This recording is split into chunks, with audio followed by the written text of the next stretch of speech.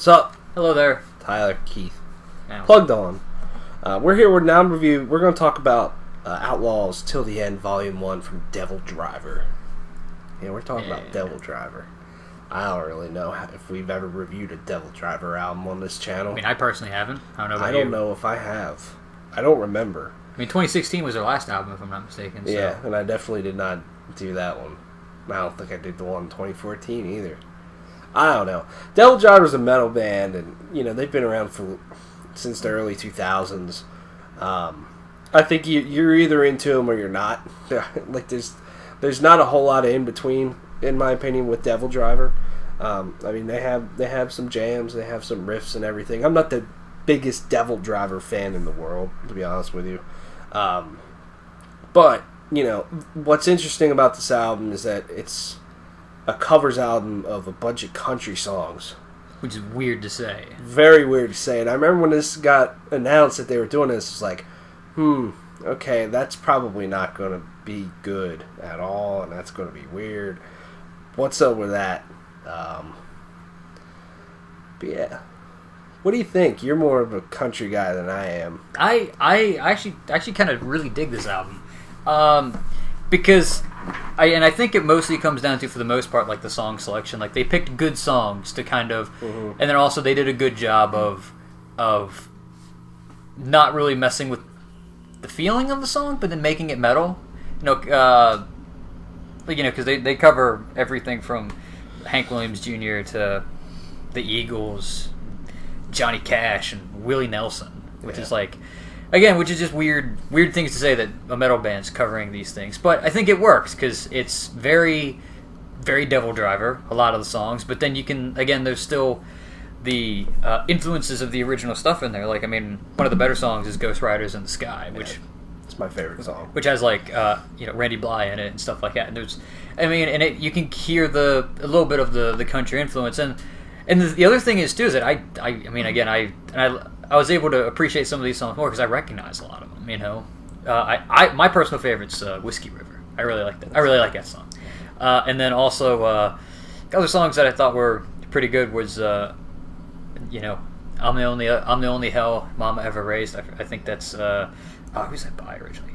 Johnny Paycheck. I know Johnny Paycheck. I know. Jeez. That's it. I know of another version. Is that a porn name? Yes, that's probably. It sounds like a porn name. I know of like another version from like I think the band's that my dad likes called Confederate Railroad, and that they do a version of it. God. Southern rock, yeah. So and there's like cool stuff because like and even some like older country like George Jones and cool stuff like that, and I just think that it works for the most part. The only song I'm not 100% sure that this. Middling it up is the second to last song, which is A Country Boy Can't Survive, which is by Hank Williams Jr., which I really like that song. And the original is like super, super country, like the most country song I've ever heard. And I don't know if this was a good pick. There's a lot of better Hank Williams Jr. songs that you do to kind of pick that. And even like some weird choices, like David Allan Coe is a weird choice because he's known to be a little racist. He's in some of his more as they're called X-rated songs, he does drop the N-word, which is a little troubling. But yeah, there's other songs like Copperhead Road's really good. Outlaw Man. I think that this is a surprisingly good album. Where like again on paper, you hear like they're doing a country cover album. It's like all right, but. They did it. Like the riffage is good. I like the vocals. Yeah, it's a fun album. That's probably the most important this album could be is that it's fun. Yeah. This album is a lot of fun. This is the most I've ever listened to Devildriver. I feel in forever or ever. Like I'm just not super big into Devildriver, but I'm like, you know what? I actually really like this album. I want to put this on. And I know it's a covers album, but I just think they did a pretty good job of, making these songs their own, but not destroying what it was in a way. Like one of my favorites is "If Drinking Don't Kill Me, Her Memory Will."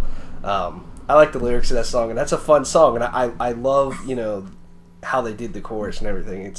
It's good. And some of the guests they have on here, like they have Randy Bly on 2 songs, Hank Williams the third, Mark Morton from Lamb of God, Wednesday 13. They got Brock Lindow from 36 Crazy Fist, and they also got Burton from Fear Factory on Dad's Gonna Kill Me. So there's some good guests on here for sure. And I think, like, you know, especially the songs with Randy on them, Whiskey River and Ghost Riders in the Sky, he fucking nails it. Yeah. I mean, he really does. And no offense to Des Pafar, he's good on this album, but I'm just like, can we get Randy to sing all of these songs? Because he's just nailing it. Can we get, dude. like... It just works. Like, since Burn the Priest just put out a cover album, can they do this? Cause, no offense, if there ever was a band that I would be like, what's the most, you know, southern or, you know, redneck metal, mainstream metal band that I could think of, it would probably be Lamb of God. Yeah.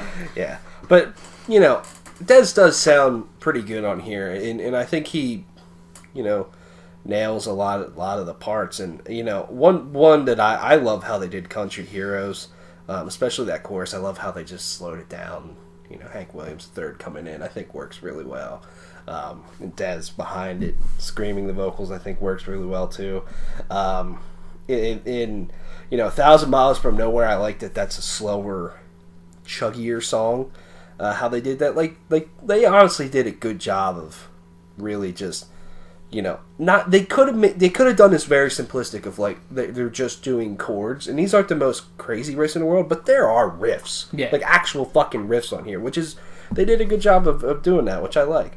Yeah, I mean, like I said, I think this is a surprise of the year to me, for sure. I mean, I know there's people out there like, who's Devildriver? It's country, I don't give a fuck, but like, I don't know, give it a shot. It's fun. It's interesting. It's very interesting. You don't see different. A band do this. I say it's different. It's not typical. Yeah. And like, there's good covers of Johnny Cash on here, unlike fucking Dragon Force. I forgot about you know, like they did a good job of covering, you know, the tracks from him that they did.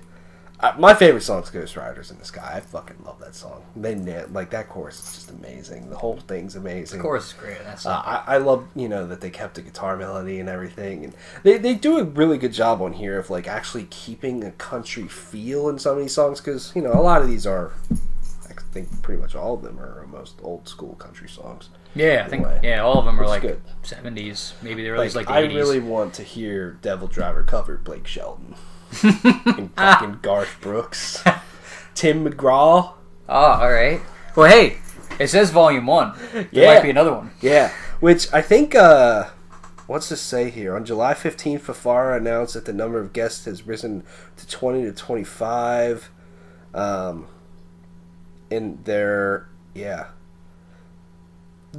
so there's 13 tracks currently in production with over 15 high caliber guests contributing, and yeah, I guess some of these guests are on here, but there's definitely not 25 guests on here.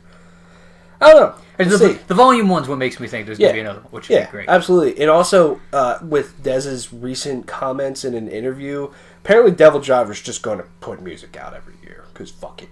He said there's no point in ever releasing an EP.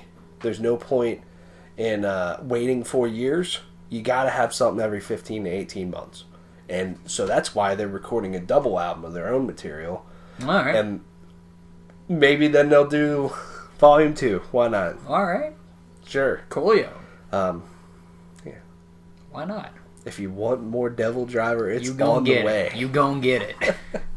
You might have 4 albums in like 4 years. I know. Well, yeah, it's not too many other people I can say who could do that. Yeah. Yeah. Yeah, that's about it. It's good. 8 out of 10 for me. I like it. I was going to give it like a 7.5 out of 10. It's a good album. Yeah. A lot of fun. Jam it. Thanks for watching. See you.